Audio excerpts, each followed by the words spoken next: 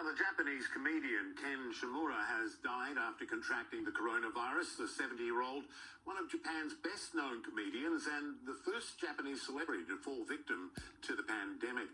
Kari and Joji is in Tokyo with more on this. Obviously, a big shock to Japanese people. Tell us about him and how revered he was. Absolutely, Michael. The news of the death of Ken Shimura is shocking the nation, and particularly Tokyo, where he was from, especially because he succumbed to COVID-19 just 1 week after he tested positive.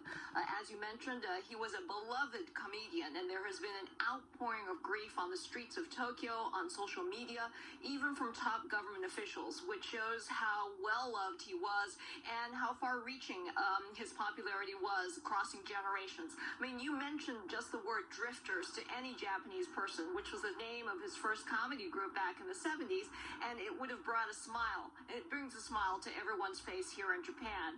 He started off in a rock group that opened up for the Beatles back in the 1960s, and he has been going strong ever since. So the death of Ken Shimura at the age of 70 has been a tremendous shock to the nation and really a turning point in his fight against COVID-19, Michael. Yeah, I guess, when you hear of things like that, people of that stature, it really brings it home the reality to people who perhaps weren't taking it quite so seriously.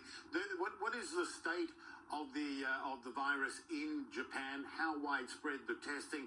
How serious is the government taking, keeping people off the streets?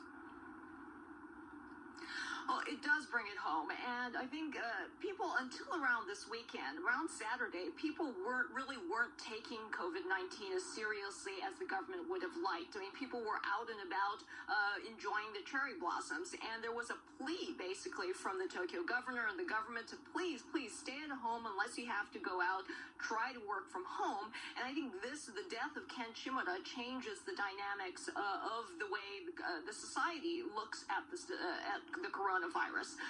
Right now, people are on tenterhooks as to whether the government will announce a state of emergency and whether Tokyo too will face a lockdown in the days ahead.